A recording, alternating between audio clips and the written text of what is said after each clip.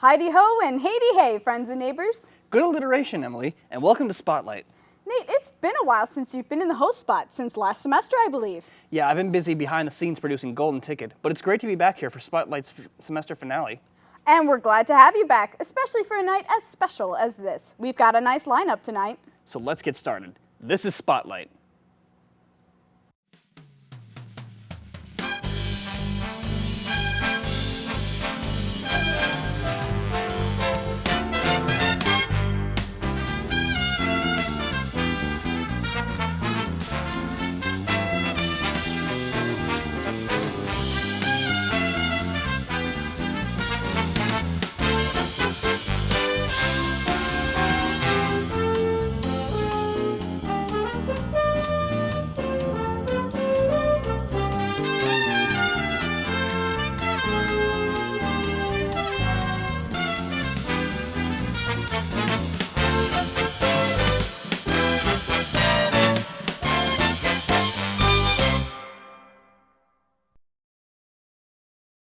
So what's your favorite flower, Emily? Well, it'd have to be the orchid. Why do you ask? Well, that's our first segment, the Philadelphia Flower Show. Oh, well, that's nice too. Maybe I'll see some orchids. Let's take a look.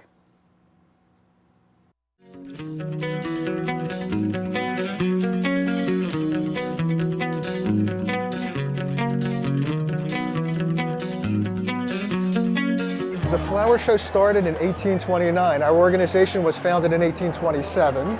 And a couple of years later, they had their first public exhibition of plants. So they wanted to share new varieties of plants. They wanted to show off their own favorite trees and fruits and vegetables and flowers.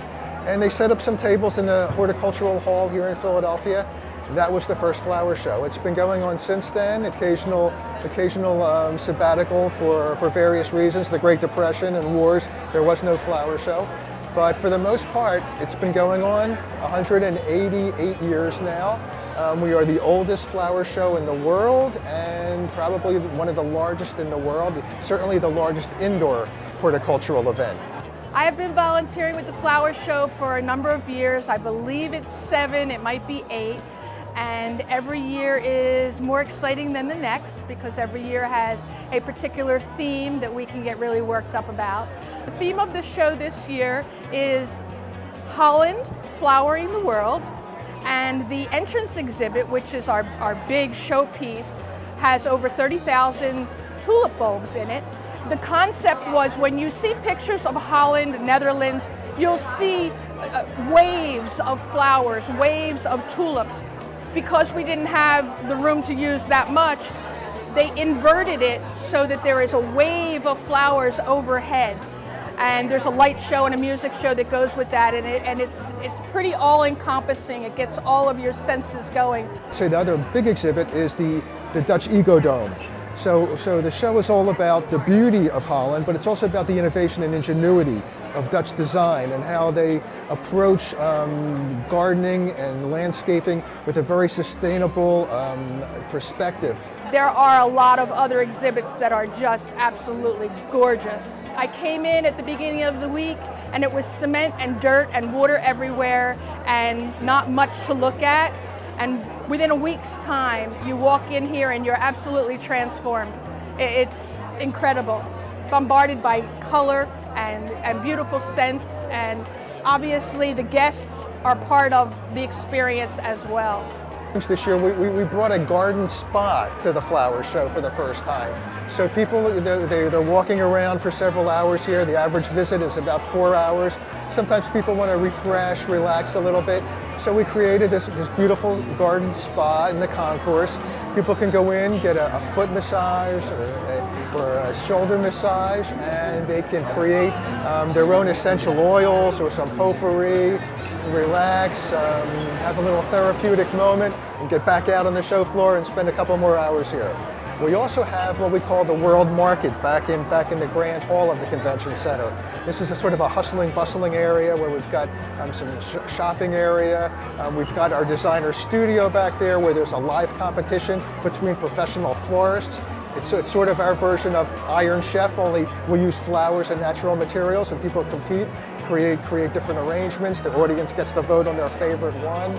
We have the make and take room back there where people can create their own bit of the flower show. They can create a little floral crown or create a little garden project. There's so much to see and do at the Philadelphia Flower Show. It's almost more than you can do in one day. So wear your walking shoes.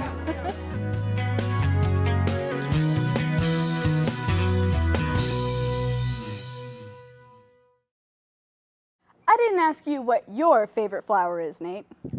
I'm gonna have to go with a rose because it reminds me of one of my favorite films, Beauty and the Beast. Oh, the one with Emma Watson? No, the good one. Oh, excuse me. Guess I'm not getting any flowers from you.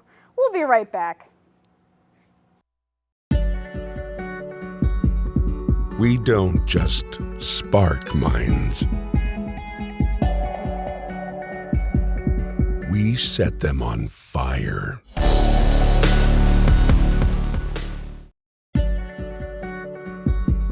We don't just teach.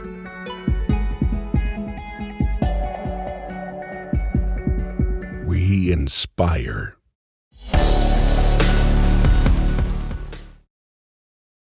So why aren't you on this week's golden ticket, Nate?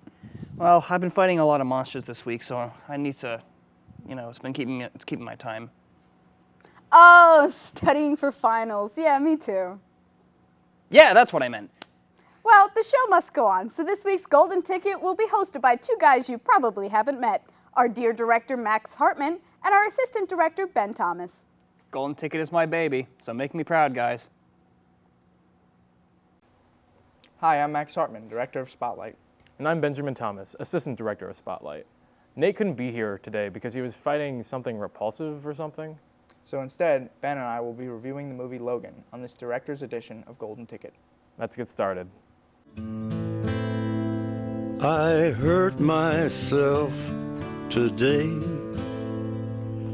to see if I still feel.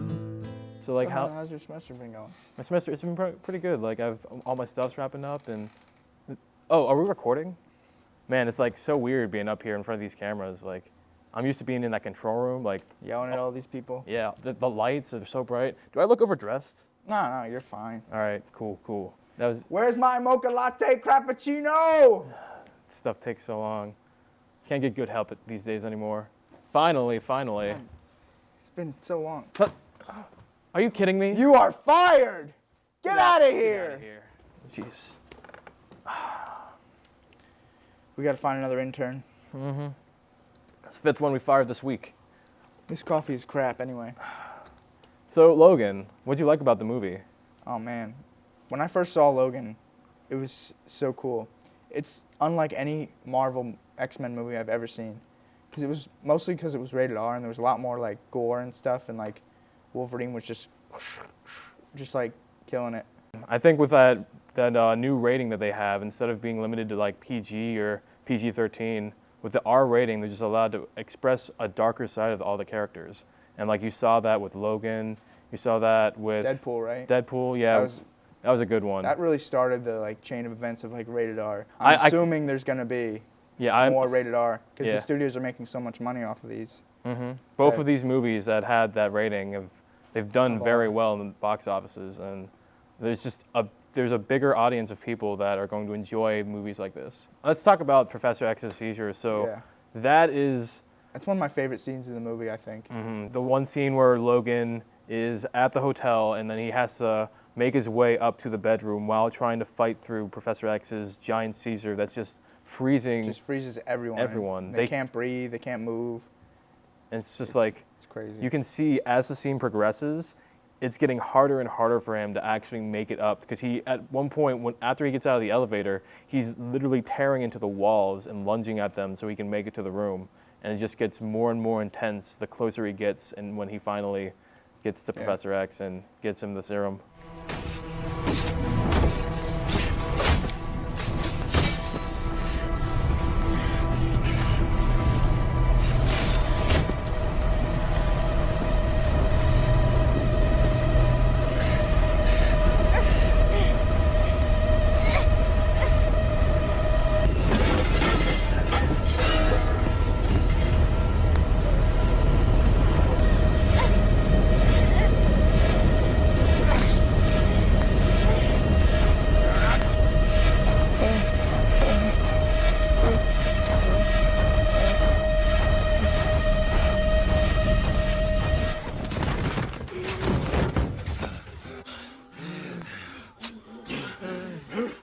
again, showing more of like Professor X, like in the previous movies that you've always seen him in, he's been under control. He's been like a figure of power. But in this movie, he's literally, when you Very start decrepit. off, he's locked into this room that Logan has him in just so that he doesn't like Hurt anyone. hurt anyone. Yeah. Because his seizures are very dangerous. So yeah, if we're talking about like they're introducing the New Mutants, so this could possibly be Hugh Jackman's last performance as Wolverine, and he's done an amazing job throughout the years. Definitely. So before the big fight scene at the end, Logan's sleeping, and all the kids are around him, and they shave his beard because he has like a Yeah. big beard in this movie, and they shave his beard to look like the old like Wolverine hairstyle. That was pretty. That was a nice touch for Yeah. it, giving a little throwback to the original costume design and facial design of Wolverine. So Max, do you think you'd be able to direct a movie like this? I mean, I don't think I could do as good a job as James Mangold did, but I could try. How many Wolverine claws do you think Logan got? I would give it 6 out of 6 Wolverine claws, definitely. Well, that's all the time we have for tonight's show. Thanks for tuning in all semester for these amazing golden ticket pieces put together by Nate Colosimo. Be sure to check us next semester for some more golden moments. Don't forget your ticket. Take it back, Spotlight. See, Nate, they did a lovely job. I had no doubt. I'm glad they could step out of the control room for a night to host in my place. I'm sure they like the break from the chaos that is directing Spotlight. What do you mean? We only make their lives better. I'm not sure they'll agree, but we certainly try. Here, I'll do my part by cueing these commercials. It's on us. To stand up to those who tell us it's not our business. To be part of the solution, not part of the problem. To take reports of sexual assault seriously. It's on us to never blame the victim. To create an environment where everyone feels and is safe. It's on us, the entire Kutztown University family, to stop sexual assault. I took the pledge, and you can too, at itsonus.org. There's been one segment that's lasted the whole semester without fail. They walk the campus with a camera, a microphone, and a burning question. Spotlight on the Street has been great to us this semester, with lots of laughs, wacky answers, and golden moments. We put those moments together in a montage just for you. So to say goodbye to this semester, here's Spotlight on the Street's greatest moments with Cameron Crisologo. Hey guys, this is Cameron Crisologo. Cameron Crisologo. Cameron Crisologo. It's Cameron Crisologo. Cameron Crisologo. It's Cameron Crisologo. It's Cameron Crisologo here again with Spotlight on the Street. So Jack, why do you love Kutztown so much? Well, you know, there's just so much space. You can take your cat for a walk. Who's on the dime of the United States currency? George Washington. You see, like, there's so much grass and just like people walking around. Abraham Lincoln. Wrong again. Arnold Palmer. You know, people are cool and just like so many living organisms. And just, you know, I like the angry chicken in the middle of campus. Trump. I'll give you a good one. Harriet Tubman. No. It starts with an R. You know, just happy people, and you know, I just like go to classes and professors like are cool. Abraham Lincoln's son. No. He was an honorary president. No. George Washington. No, you already said that. George W. Bush. No. George Bush Sr. No. And you know, so there's a lot of reasons that you can really like Kutztown, but for the main reason, it's really good to really just send people around. Eisenhower. No. Obama. No. Harriet Tubman again. No. Harriet Tubman with a mustache on. No.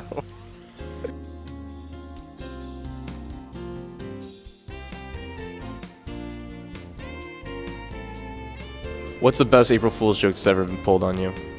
It never been pulled on me, but I pulled one on someone.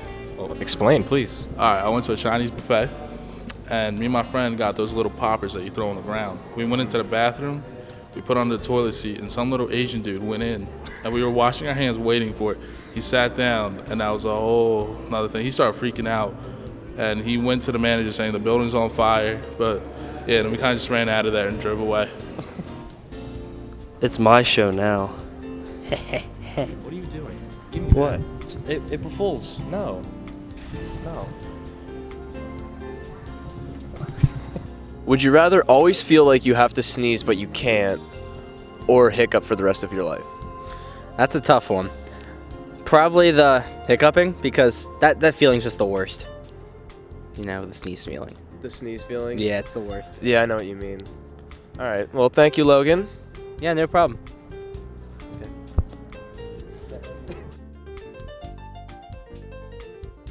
Franklin, Delaware, Roosevelt. Delano, but good try. Same difference. Good try, Mikey.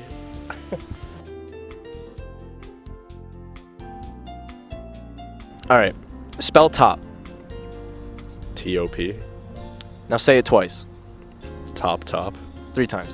Top, top, top. 4 times. Top, top, top. What do you do at a green light? Stop. No. It's a nice website you're on right there. What website is that? This is KUTVSpotlight.club. You should check it out. Every person should check that out. Cameron, buddy, you never fail to make us smile. This might be the last show, but it's not the end. Cameron will be back next semester, and so will we for much more Spotlight to come. As always, you can follow us on Twitter at KU Spotlight, like us on Facebook, and check out our website at www.kutvspotlight.club. We hope you enjoyed, everyone, and on behalf of all of us here at Spotlight, we hope you pass all your finals. Have a safe and happy summer. Congrats to the graduates of 2017. You made it. And a special thanks to our advisor, Professor Clifford What's my hat doing up here? Oh, found it.